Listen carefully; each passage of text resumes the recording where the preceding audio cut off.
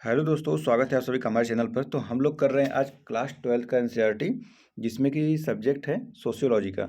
तो देखिए, यहाँ पर अगर आप आईएएस पीसीएस का एग्ज़ाम दे रहे हैं तो इसमें ये एनालिसिस किया जाएगा और इसको ध्यान से सुनिए और इसको समझिए। तो आज का चैप्टर 1 है संरचनात्मक परिवर्तन। तो जैसे कि यूनिट 10 में भी हम लोग का है सोशल चेंज, तो उसे से रिलेटेड आएगा। तो चलिए हम लोग शुरू करते हैं इसको। और अगर आप विद्यार्थी हैं क्लास 12 के तो इसको उसके लिए भी आप लोग पढ़ सकते हैं। तो यहाँ से शुरू होता है।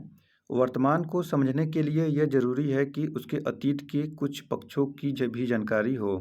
अतीत का यह ज्ञान किसी भी व्यक्ति या समूह या फिर भारत जैसे पूरे देश को जानने हेतु आवश्यक है। भारत का इतिहास काफ़ी समृद्ध एवं विस्तृत है। भारत के अतीत की जानकारी प्राचीन एवं मध्यकालीन भारत को जानने से मिलती है, जबकि आधुनिक भारत को समझने के लिए जरूरी है कि भारत के औपनिवेशिक अनुभवों को जानें। भारत में आधुनिक विचार एवं संस्थाओं की शुरुआत औपनिवेशिकता की देन है। औपनिवेशवाद के प्रभाव के कारण भारत ने आधुनिक विचारों को जाना। यह एक विरोधाभासी स्थिति भी थी। इस दौर में भारत ने पाश्चात्य उदारवाद एवं स्वतंत्रता को आधुनिकता के रूप में जाना। वहीं दूसरी ओर इन पश्चिमी विचारों के विपरीत भारत में ब्रितानी उपनिवेशवादी शासन के अंतर्गत स्वतंत्रता एवं उदारता का अभाव था। इस तरह के अंतर्विरोधी तथ्यों ने भारतीय सामाजिक संरचना एवं संस्कृति में परिवर्तनों को दिशा दी एवं उन पर प्रभाव डाला। ऐसे अनेक संरचनात्मक और सांस्कृतिक परिवर्तनों के बारे में अध्याय 1 और 2 में चर्चा की गई है। तो अब आगे देखते हैं। अगले कुछ पाठों में यह बात साफ उभर कर आएगी कि किस प्रकार भारत में सामाजिक सुधार और राष्ट्रीय आंदोलन, हमारी विधि व्यवस्था, हमारा राजनीतिक जीवन और संविधान, हमारे उद्योग एवं कृषि, हमारे नगर और हमारे गांव, इन सब पर उपनिवेशवाद के विरोधाभासी अनुभवों का गहरा प्रभाव पड़ा। उपनिवेशवाद के साथ हमारे इन विरोधाभासी संबंधों का प्रभाव आधुनिकता पर भी पड़ा। इसके कुछ उदाहरण जो हम अपने आम जीवन में पाते हैं वे इस प्रकार हैं। जैसे कि हमारे देश में स्थापित संसदीय विधि एवं शिक्षा व्यवस्था ब्रिटिश प्रारूप व प्रतिमानों पर आधारित है। यहाँ तक कि हमारा सड़कों पर बाएं से बाएं चलना भी ब्रिटिश अनुकरण है। सड़क के किनारे रेहड़ी व गाड़ियों पर हमें ब्रेड, आमलेट और कटलेट जैसी खाने की चीज़ें आमतौर पर मिलती हैं। और तो और एक प्रसिद्ध बिस्कुट निर्माता कंपनी का नाम भी ब्रिटेन से संबंध है। अनेक स्कूलों में नेक टाई पोशाक का एक अनिवार्य हिस्सा, देखिए जैसे यहाँ पर है ऐसे होता है कि कितनी पश्चात्यता, मतलब कि देखिए वेस्टर्न कल्चर के बारे में कह रहा है। पश्चात्य मतलब पश्चिम। हमारे दैनिक जीवन में उपयोग में आने वाली इन चीज़ों में हम प्रायः पश्चिम की प्रशंसा करते हैं, लेकिन अक्सर विरोध भी करते हैं। ऐसे बहुत से उदाहरण हमें अपनी रोज़मर्रा की ज़िंदगी में देखने को मिलते हैं। इन उदाहरणों से पता चलता है कि ब्रिटिश उपनिवेशवाद अब भी हमारे जीवन का एक जटिल हिस्सा है।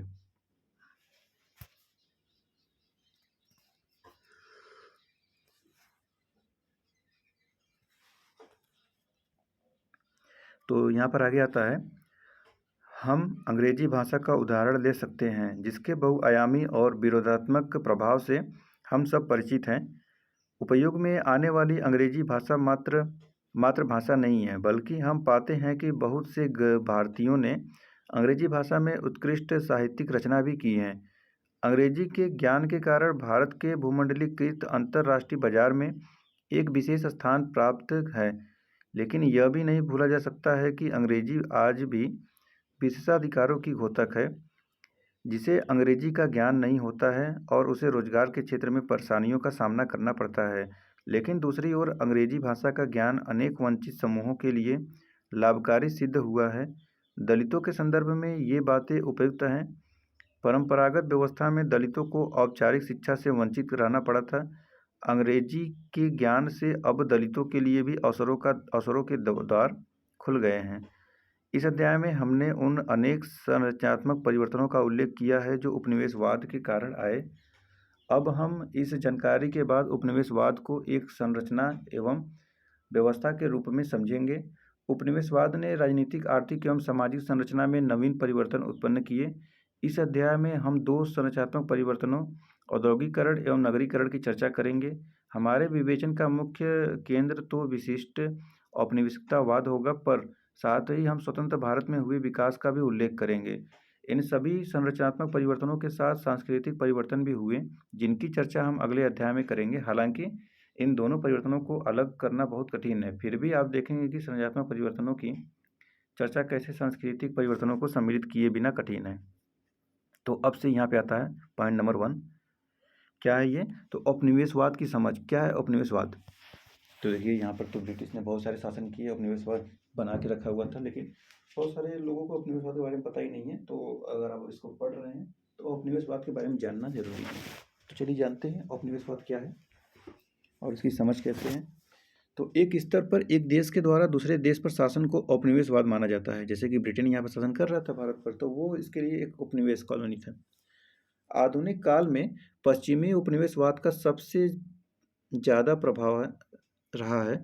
भारत के इतिहास से यह स्पष्ट होता है कि यहाँ काल और स्थान के अनुसार विभिन्न प्रकार के समूहों का उन विभिन्न क्षेत्रों पर शासन रहा, जो आज के आधुनिक भारत को निर्मित करते हैं। लेकिन औपनिवेशिक शासन किसी अन्य शासन से अलग और अधिक प्रभावशाली रहा। इसके कारण जो परिवर्तन आए वह अत्यधिक गहरे और भेदभावपूर्ण रहे हैं। इतिहास ऐसे उदाहरणों से भरा पड़ा है जिसमें दूसरे देश के क्षेत्रों पर कब्जा करके राजनीतिक क्षेत्र का विस्तार किया गया। ऐसे अनगिनत उदाहरण है जिसमें कमजोर लोगों पर शक्तिशाली लोगों ने शासन किया। लेकिन गौर करने वाली बात यह है कि पूंजीवाद के आने से पहले के साम्राज्य और पूंजीवादी दौर के शासन में गुणात्मक अंतर है। पूंजीवादी शासक अपने प्रभुत्व से लाभ प्राप्त कर सके, जो उनके निरंतर शासन अथवा विरासत से व्यक्त होता है। कुल मिलाकर पूर्व पूंजीवादी शासक समाज के आर्थिक आधार में हस्तक्षेप नहीं कर सके। उन्होंने परंपरागत आर्थिक व्यवस्थाओं पर कब्जा करके अपनी सत्ता को बनाए रखा। अल्वी एवं सनीन, ये क्या है? ये इनके अनुसार था, अल्वी सनीन के अनुसार। तो देखिए आगे क्या है कि इसके विपरीत ब्रितानी उपनिवेशवाद पूंजीवादी व्यवस्था पर आधारित था। इसने प्रत्यक्ष रूप से आर्थिक व्यवसाय में बड़े पैमाने पर हस्तक्षेप किए, जिनसे ब्रितानी पूंजीवाद का विस्तार हुआ और उसे मजबूती मिली। उदाहरण के लिए भूमि संबंधी नियमों को ले। ब्रितानी उपनिवेशवाद ने केवल भूमि स्वामित्व के नियमों को ही नहीं बदला, अपितु यह भी निर्धारित किया कि कौन सी फसल उगाई जाए और कौन सी नहीं। इसने उत्पादन क्षेत्र को भी नहीं छोड़ा, वस्तुओं के उत्पादन की प्रणाली और उनके वितरण के तरीकों को भी बदल दिया। यहाँ तक कि ब्रिटिश उपनिवेशवाद ने ब्रिटिश पूंजीवाद के प्रसार के लिए जंगलों को भी नहीं छोड़ा। उन्होंने पेड़ों की कटाई और बागानों में चाय की खेती की शुरुआत कराई। जंगल को नियंत्रित एवं प्रसारित करने के लिए अनेक कानून भी बनाए। इससे जंगल पर आश्रित गरीबीय व ग्रामीण लोगों के जीवन में परिवर्तन आए। नए औपनिवेशिक कानूनों के अंतर्गत ग्रामीण चरवाहों एवं गडरियों का जंगलों में आना जाना प्रतिबंधित कर दिया गया। अब जंगल से भेड़ बकरियों, गाय भैंसों आदि पशुओं के लिए चारा इकट्ठा करना दुर्लभ हो गया था। तो देख रहे थे कैसे ब्रिटेन वाले हर एक सेक्टर में घुस गए थे। मतलब किसको क्या करना है, कौन से फसल उगाने हैं, कहाँ पड़ना है, कौन से गाय भैंस कौन से नस्ल के रखते हैं, सभी में चले गए थे। आगे आता है तो औपनिवेशवाद ने लोगों की आवाजाही को बढ़ाया। भारत के एक हिस्से से दूसरे हिस्से में आना जाना चलता रहा। जैसे आज के झारखंड प्रदेश से उन दिनों बहुत से लोग चाय बागानों में मजदूरी करने के उद्देश्य से असम आए। उन्हीं दिनों एक नए मध्य वर्ग का भी उद्भव हुआ, जो मुख्यतः बंगाल और मद्रास क्षेत्र में से था। उसमें वे लोग थे जिनको उपनिवेशवादी शासन ने देश के विभिन्न भागों से सेवा के लिए चुना था। इसके अलावा विभिन्न पेशेवर लोग जैसे डॉक्टर एवं वकील, इन सरकारी सेवा कर्मियों और व्यवसायियों का भी बहुत आवागमन होता रहा। यह आवागमन भारत तक ही सीमित नहीं रहा। उपनिवेशवादी शासन ने भारतीय मजदूरों एवं दक्ष सेवा कर्मियों को जहाज़ों के माध्यम से सुदूर एशिया, अफ्रीका और अमेरिका में स्थित अन्य उपनिवेशों में भी भेजा। कितने लोग तो जहाज पर रास्ते में ही मर जाते थे। जाने वाले अधिकांश लोगों में से कुछ तो कभी लौटकर ही नहीं आए। आज उन भारतीयों के वंशजों को भारतीय मूल का माना जाता है।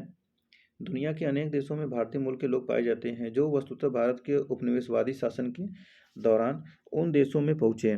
व्यवस्थित शासन के लिए उपनिवेशवाद ने विभिन्न क्षेत्रों में भारी परिवर्तन की शुरुआत की। ये परिवर्तन वैधानिक, सांस्कृतिक अथवा वास्तुकला आदि क्षेत्रों में लाए गए। वस्तुतः उपनिवेशवाद बृहद एवं तीव्र रूप रूप से लाए गए परिवर्तनों की कहानी थी। इनमें से कुछ परिवर्तन तो अप्रकट रूप में थे, जबकि अनेक सुनियोजित तरीके से लाए गए थे। जैसे कि हम पाते हैं कि पश्चिमी शिक्षा पद्धति को भारत में इस उद्देश्य से लाया गया कि उससे भारतीयों का एक ऐसा वर्ग तैयार हो जो ब्रिटिश उपनिवेशवाद को बनाए रखने में सहयोगी हो।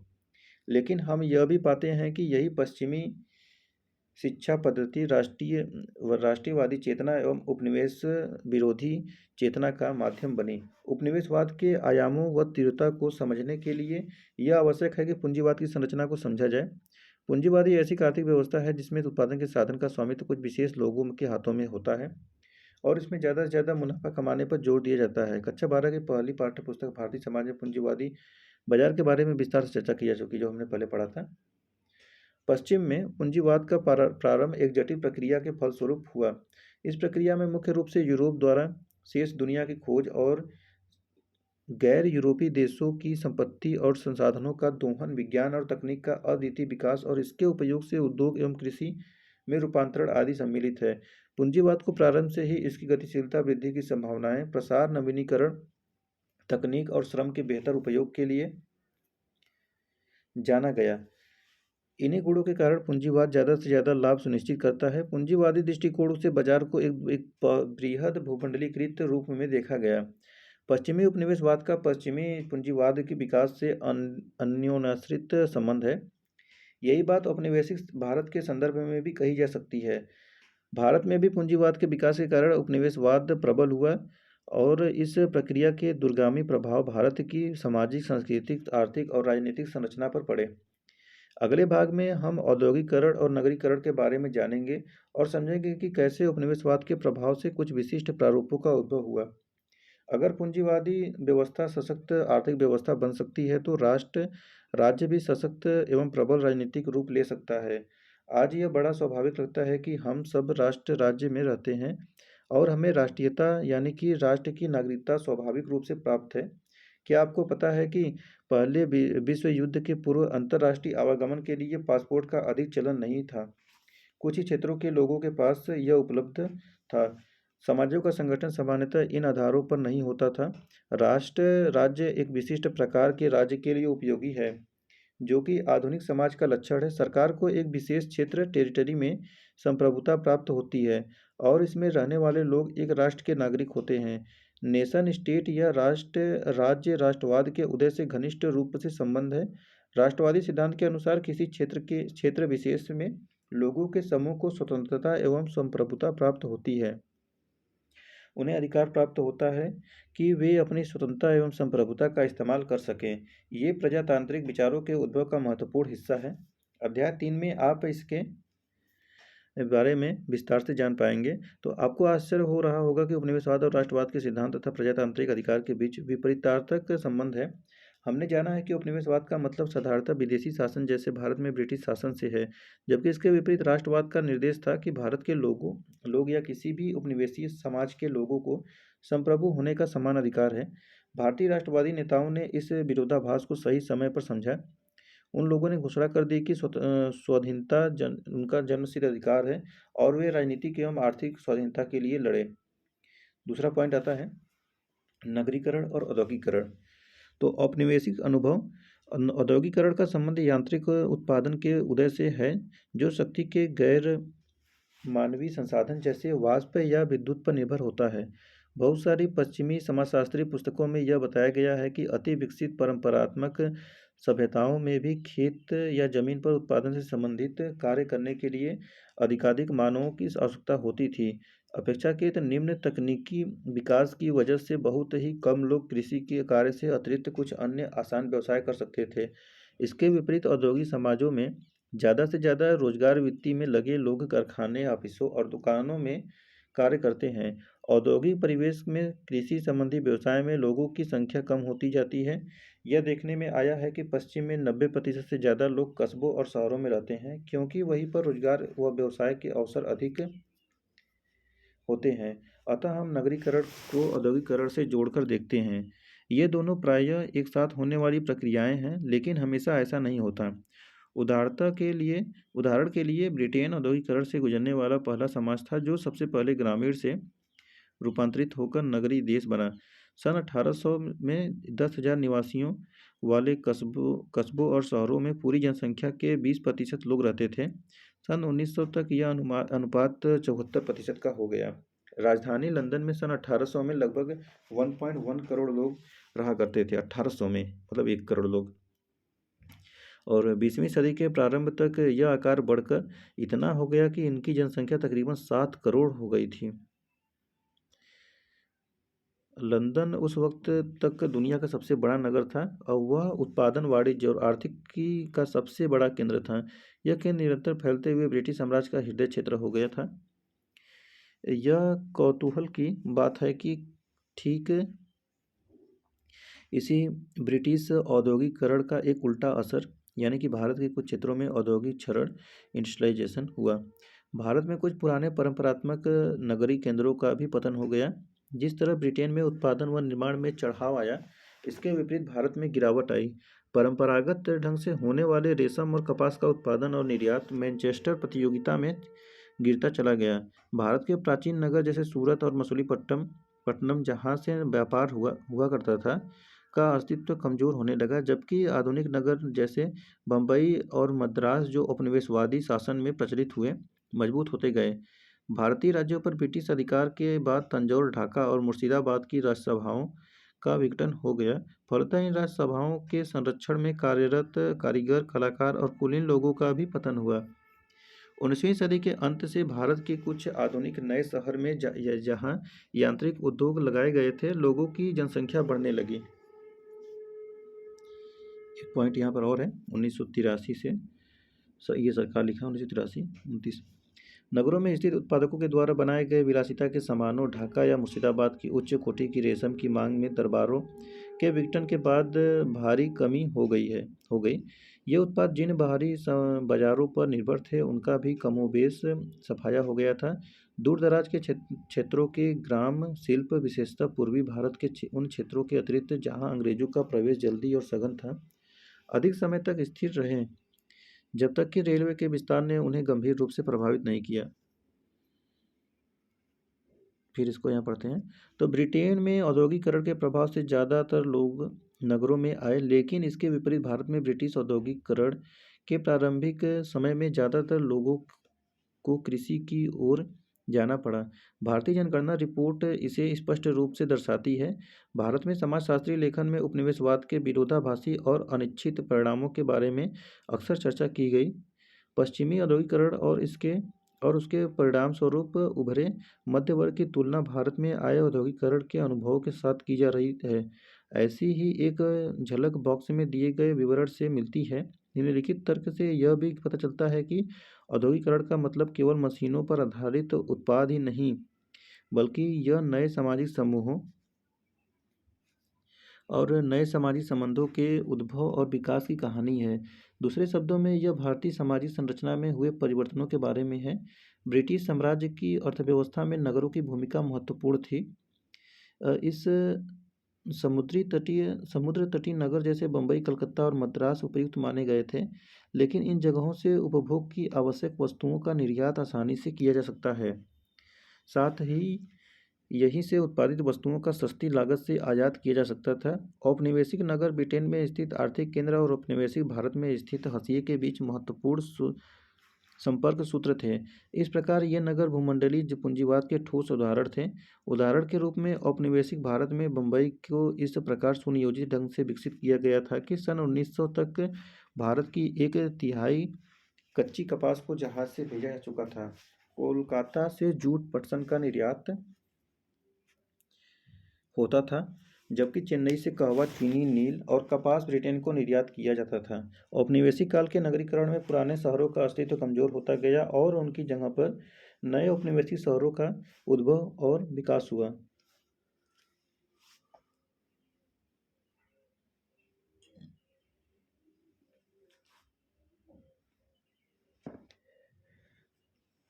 कोलकाता उन दिनों का कलकत्ता जैसे ऐसा पहला नगर था।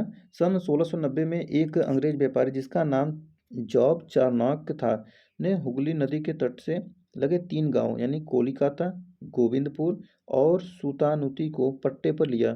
उसका उद्देश्य उन तीन गांवों में व्यापार के अड्डे बनाना था। हुगली नदी के किनारे ही सन 1698 में फोर्ट विलियम की स्थापना रक्षा और सैन्य बल को गठित करने के उद्देश्य से हुई। देखिए 1698 याद रखिएगा। फोर्ट और उसके आसपास का खुला क्षेत्र जिसे मैदान कहे जाते थे जहां सैन्य बलों के डेरे थे, कलकत्ता नगर का केंद्र बना। इसी केंद्र से नगर का प्रसार हुआ। अब आता है आगे चाय की बागवानी। तो हम अब तक जान चुके हैं कि भारत में औद्योगिकरण और नगरीकरण उस प्रकार नहीं हुआ जैसे ब्रिटेन में हुआ। इसकी वजह औद्योगिकरण की देर से हुई शुरुआत नहीं थी, बल्कि यहाँ के प्रारंभिक औद्योगिकरण और नगरीकरण पर औपनिवेशिक शासन चलता था जो अपने ही हितों को देखता था। हम विभिन्न उद्योगों के बारे में यहाँ विस्तार से चर्चा नहीं करेंगे। हम केवल चाय की बागवानी को उदाहरण के रूप में ले लेंगे। आधिकारिक रिपोर्ट से पता चलता है कि औपनिवेशिक सरकार गलत तरीकों से मजदूरों की भर्ती करती थी और उनसे बलपूर्वक काम लिया जाता था। ब्रिटिश व्यवसायियों के लिए सरकारी बल के प्रयोग कर बागानों में मजदूरों से सस्ते में काम कराया जाता था। कथा साहित्य एवं अन्य स्रोतों से बागान में काम करने वालों के जीवन से संबंधित जानकारी प्राप्त होती है। वास्तव में औपनिवेशिक प्रशासक यह मानकर चलते थे कि बागान वालों को फायदा पहुंचाने के लिए मजदूरों पर कड़े से कड़े बल प्रयोग किए जाए। वे इस तथ्य से पूर्णतः अवगत थे कि औपनिवेशिक देश में चलाए गए नियम कानून अलग हो सकते हैं और यह जरूरी नहीं है कि ब्रिटिश उन प्रजातांत्रिक नियमों का निर्वाह औपनिवेशिक देश में भी करे जो ब्रिटेन में लागू होते थे। आगे आता है स्वतंत्र भारत में औद्योगिकरण। तो पहले के भागों में हमने जाना था कि भारत में औद्योगिकरण और नगरीकरण में औपनिवेशिक शासन की भूमिका महत्वपूर्ण थी। इस भाग में हम संक्षेप में भी जानेंगे कि औद्योगिकरण को स्वतंत्र भारत की सरकार ने सक्रिय तौर पर बढ़ावा कैसे दिया। कुछ अर्थों में यह एक प्रकार की प्रतिक्रिया भी थी जिसमें स्वाधीन भारत के शासक औपनिवेशवाद के द्वारा प्रभावित हुए जिसके विकास को संजोए रखना चाहते थे। अध्याय 5 में हम भारतीय औद्योगिकरण और इसमें आए परिवर्तनों विशेषकर सन 1990 के बाद हुए उदारीकरण के बारे में चर्चा करेंगे। भारतीय राष्ट्रवादियों के उपनिवेशिक शासन के दौरान हुआ आर्थिक शोषण एक केंद्रीय मुद्दा था। उपनिवेशवाद से पहले के भारत की जो तस्वीर कथा साहित्य आदि में दिखती थी उसमें समृद्ध और संपन्नता थी, लेकिन उपनिवेशवाद के बाद के भारत में गरीबी दिखाई देती थी। स्वदेशी आंदोलन ने भारत की राष्ट्रीय अर्थव्यवस्था के प्रति निष्ठा को मजबूत किया। आधुनिक विचारों के द्वारा लोगों ने अनुभव किया कि गरीबी को दूर किया जा सकता है। भारतीय राष्ट्रवादियों ने अनुमान लगाया कि तीव्र और बृहद औद्योगिकरण के द्वारा आर्थिक स्थिति में आवश्यक सुधार किए जा सकते हैं जिनसे विकास और सामाजिक न्याय हो पाएगा। भारी मशीनीकृत उद्योगों का विकास हुआ। इन्हें बनाने वाले उद्योग पब्लिक सेक्टर के विस्तार और बड़े को ऑपरेटिव सेक्टर को महत्वपूर्ण माना गया। अब है स्वतंत्र भारत में नगरीकरण कैसा था। तो आपको भारत में निरंतर बढ़ रहे नगरीकरण की प्रक्रिया के बारे में तो जरूर पता होगा। हाल ही के वर्षों में बढ़ते हुए भूमंडलीकरण द्वारा शहरों के अत्यधिक प्रसार एवं परिवर्तनों की जानकारी भी होगी। अध्याय 6 में इसके बारे में विस्तार से चर्चा की जाएगी। तो भारत में 21वीं शताब्दी में नगरीकरण की प्रक्रिया की दर अत्यंत तीव्र होती नजर आती है। भारत की स्मार्ट सिटी की महत्वाकांक्षी योजना इस तीव्र करने में महत्वपूर्ण योगदान देगी। यहाँ हम समाजशास्त्री दृष्टिकोण से भारत में नगरीकरण के विभिन्न प्रकारों को देखेंगे। आज़ादी के बाद के 2 दशकों में भारत में नगरीकरण की प्रक्रिया का प्रभाव स्पष्ट रूप से दिखने लगा था। नगरीकरण अनेक प्रकारों से हो रहा था। इस पर विचार व्यक्त करते हुए समाजशास्त्री एम एस राव ने लिखा है कि भारत के कई गांव भी तेजी से बढ़ रहे नगरीय प्रभाव में आ रहे थे। नगरीय प्रकृति का प्रभाव गांव का शहर या नगर से कैसा संबंध है पर निर्भर करता है। उन्होंने 3 भिन्न प्रकार के नगरीय प्रभाव की स्थिति की व्याख्या की है। देखिए यहाँ पे कुछ डाटा भी दिया गया है, जैसे चुने हुए महानगरीय शहरों की जनसंख्या, नगरीय एग्लोमरेशंस। अब भारत में नगरीय एवं संकुल कस्बों की संख्या 1951 से 2011 तक का नगरीकरण कैसे हुआ देख रहे हैं। 1951 में कितना था और फिर 2011 में कितना है, ऊपर हो गया एकदम। और यहाँ पर चुने हुए महानगरीय शहरों की वृद्धि में प्रतिशत कितना हुआ था, तो कि नगरीय जनसंख्या दिया है यहाँ पर, और यहाँ पर 10 की वृद्धि है, तो 2011 में सबसे ज़्यादा वृद्धि हुई।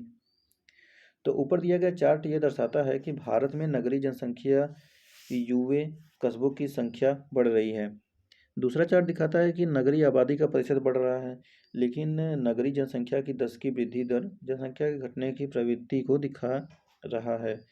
1951 में भारत की जनसंख्या के 17.29% यानी 62.44 मिलियन लोग 2843 कस्बों में रह रहे थे, जबकि 2011 में भारत की जनसंख्या के 31.16% अर्थात 377.10 मिलियन लोग 7,935 कस्बों में रह रहे थे। यह निरपेक्ष संख्या यूए कस्बों की संख्या और नगरीय जनसंख्या के प्रतिशत भाग के रूप में स्थिर वृद्धि दर्शाती है। हालांकि 1951 से 2001 में नगरीय जनसंख्या में गिरावट दिखाने वाली 10 की वृद्धि दर ने इस प्रवृत्ति को उल्टा कर दिया और 2011 में इसमें मामूली सी वृद्धि देखी गई। 1951 में नगरीय आबादी की 10 की वृद्धि दर 41.42 थी और 2011 में यह 31.80 थी। आज़ादी के बाद पहली बार निरपेक्ष रूप में नगरीय क्षेत्रों की जनसंख्या में ग्रामीण क्षेत्रों की अपेक्षा अधिक वृद्धि देखने को मिली है, जो कि ग्रामीण क्षेत्रों की वृद्धि दर तेजी से आई गिरावट और नगरीय क्षेत्रों की वृद्धि दर के लगभग समान रहने के कारण हुई। तो आता है अब लास्ट में निष्कर्ष। क्या है निष्कर्ष, इन सभी जितना हमने इस चैप्टर में पढ़ा, तो आपको यह तो स्पष्ट लग रहा होगा कि उपनिवेशवाद केवल इतिहास का विषय नहीं, बल्कि यह भी हमारे दैनिक जीवन में जटिल रूप में मौजूद है। इस अध्याय से यह प्रकट होता है कि औद्योगिकरण और नगरीकरण का मतलब केवल उत्पादन व्यवस्था, तकनीक, नवीनीकरण, आबादी की सघनता ही नहीं, इसके अलावा यह हमारे जीवन का एक अतरंग हिस्सा है। आप स्वतंत्र भारत में औद्योगिकरण और शहरीकरण के बारे में विस्तार से अध्याय 5 और 6 में पढ़ेंगे।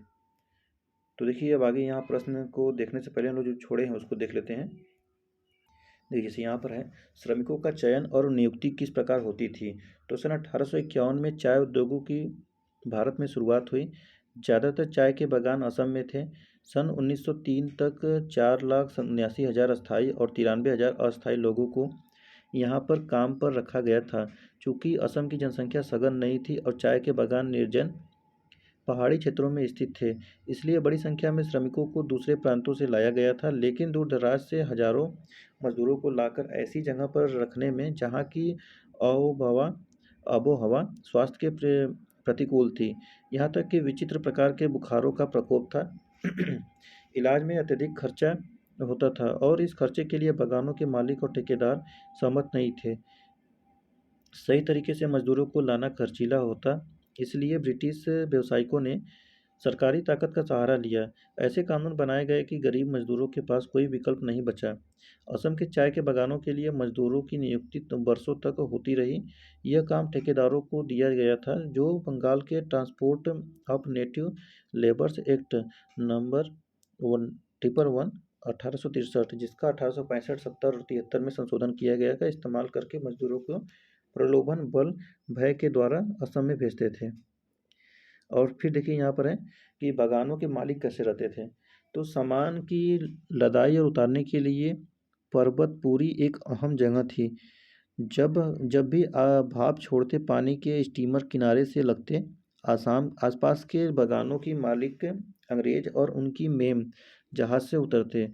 वैसे तो उनके बगीचे दूर दराज थे और उन्हें एकांत में ही रहना पड़ता था, लेकिन उनकी जीवन शैली में भोग विलास की चमक भरपूर थी। उनके विशाल बंगले मजबूत लकड़ी के पट्टों पर स्थित और घिरे हुए थे ताकि जंगली जानवर वहां न आ पाएं। राजसी बंगले के चारों ओर मखमली बाग थे, जिनकी रौनक में रंग बिरंगे फूलों की कतार थी। उन गोरे साहबों ने कितने ही स्थानीय लोगों को विशेष ट्रेनिंग देकर बेहतर सेवा देने लायक बना दिया था। माली, बावर्ची और घरेलू कामकाज करने वाले नौकरों की कैफियत देखते बनती थी। नौकरों की सेवा की वजह से उन विशाल बंगलों के बरामदे और एक एक सामान दूर से ही चमकते थे। सारी ज़रूरत की चीज़ें, साफ सफाई के पाउडर से लेकर परिष्कृत कांटे, सेफ्टी पिन से लेकर चांदी के बर्तन तक, नॉटिंघम के किनारे वाले टेबल क्लॉथ से लेकर नहाने के साबुन तक सब कुछ जहाज से आते थे। बड़े बड़े नहाने के टब, जो कि विशाल नहाने के कमरे में रखे जाते थे, जिन्हें कि हर दिन सवेरे से भिश्ती बंगले के कुएं के पास से भर देता था, वे भी वास्तव में स्टीमर से ही आते थे। तो देखिए इस प्रकार इनका बगानों के मालिक कैसे रहते थे और दिखाई देता है। तो देखिए इस प्रकार ये चैप्टर जो 1 है समाजशास्त्र का, जो कि क्लास 12 के एनसीईआरटी में है, तो हम लोगों ने इसको समाप्त किया है।